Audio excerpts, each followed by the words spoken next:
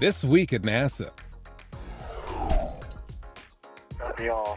Outside the International Space Station, Expedition 35 flight engineers Chris Cassidy and Tom Marshburn of NASA conducted a 5-hour, 30-minute spacewalk on the station's P6 truss to replace a suspect pump controller box, which distributes coolant to the station's thermal control system.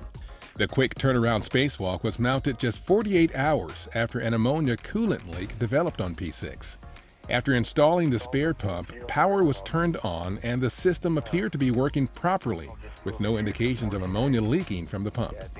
It's going to take some time. It'll take some weeks for us to look at the system, evaluate the system, and make sure we did indeed stop the leak. With the crew that we had, they had actually been out to this work site together on a previous shuttle mission, so a lot of things worked in our favor to be able to pull this spacewalk together. The spacewalk was the fourth for both Cassidy and Marshburn, and the 168th spacewalk in support of station assembly and maintenance.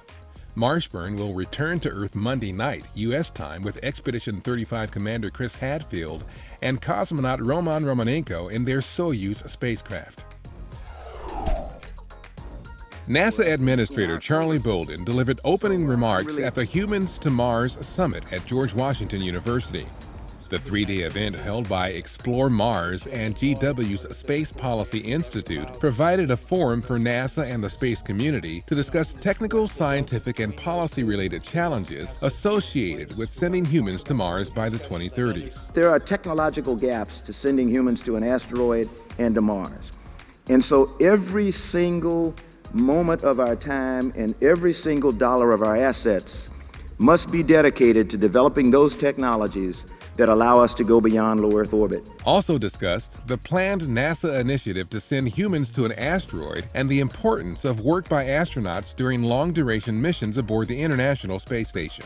While not specifically designed to send humans to Mars, these endeavors will provide invaluable experience useful in planning and completing a successful human journey to the Red Planet. Also, we need to think about what we carry in terms of medical equipment for the crew, other things along those lines, so we get a chance to experience a different risk environment where we have a protracted return capability back to the Earth. And I think that's what we're going to have to do as we go to Mars.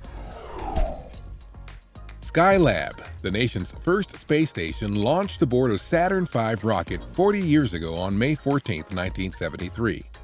The three crews that completed missions aboard the experimental facility not only set successive new records for long-duration spaceflight, but also completed about 300 experiments covering physical and biomedical science and Earth and space applications.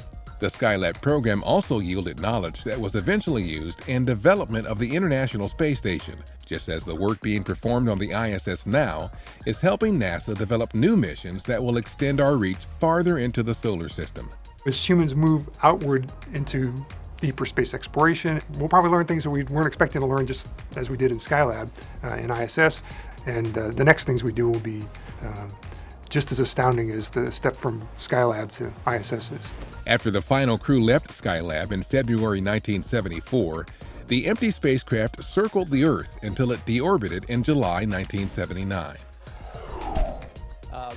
During a NASA TV in-flight event on May 7th, Expedition 35 flight engineer Tom Marshburn of NASA discussed the work being done on the International Space Station with members of the Senate Committee on Commerce, Science, and Transportation Subcommittee on Science and Space.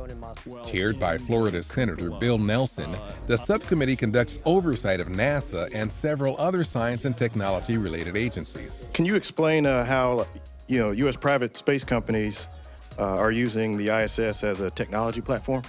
If they can do it, that is an incredibly impressive technology demonstration. Going into space is not easy. They're coming up with great efficiencies, great new technologies built on what NASA's already done, so that they can get probably cheaper, better, faster, get things up to the space station. The scheduled May 14th return to Earth of Marshburn and Expedition 35 crewmates Chris Hadfield of the Canadian Space Agency and Roman Romanenko of the Russian Federal Space Agency marks the completion of their 5-month mission aboard the station.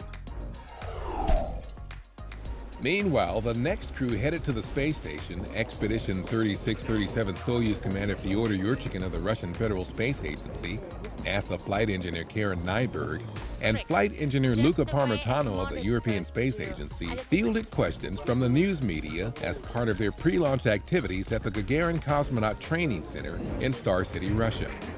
The crew is scheduled to travel to the Kazakhstan launch site May 16th to complete training in advance of its launch to the station on May 29th local time. After being incommunicado with the ground during the recent solar conjunction, the Mars Curiosity rover is preparing to get back to wheeling around the red planet, and thanks to a software update, the rover now has the ability to navigate more on its own.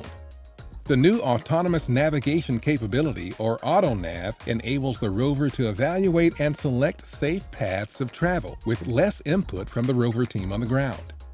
Curiosity also received a software update to prevent the sensitive telescopic eye of the ChemCam instrument from being burned by the sun. The update is designed to make sure ChemCam's eye is never pointed directly at the sun.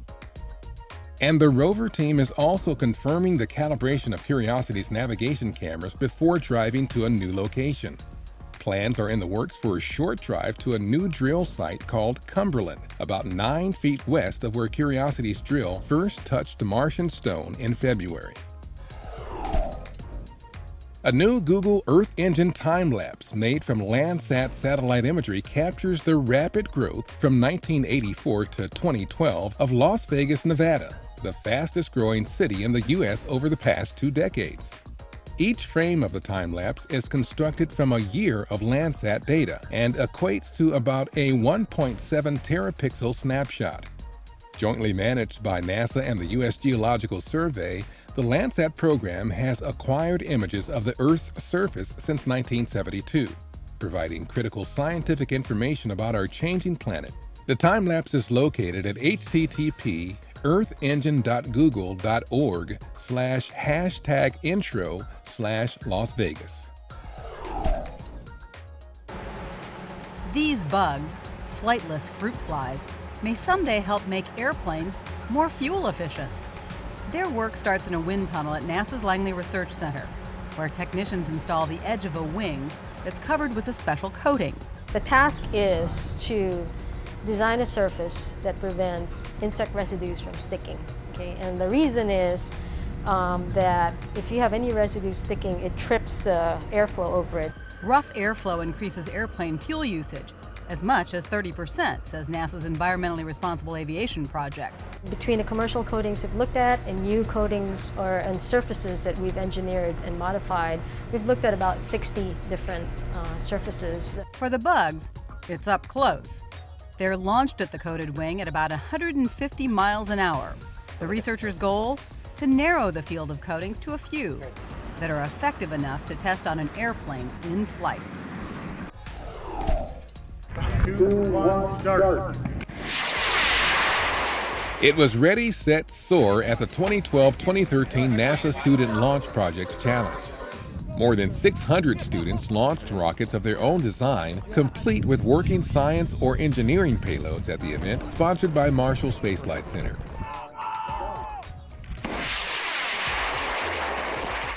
The goal was to see which rocket could come closest to the 1-mile mark and safely return its payload to Earth. Of the 54 teams that participated, 10 received preliminary awards. The grand prize of $5,000 from ATK Aerospace Group will be awarded May 17th after final post-flight analysis and reviews are complete. 3,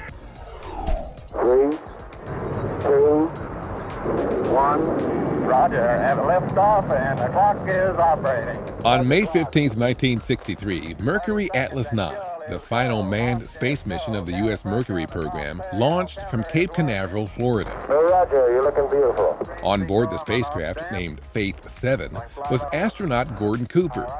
Despite technical problems near the end of the flight, Cooper and Faith 7 completed 22 orbits of Earth and splashed down safely in the Pacific Ocean. And that's This Week at NASA. For more on these and other stories, or to follow us on Ustream, Flickr, and other social media, log on to www.nasa.gov.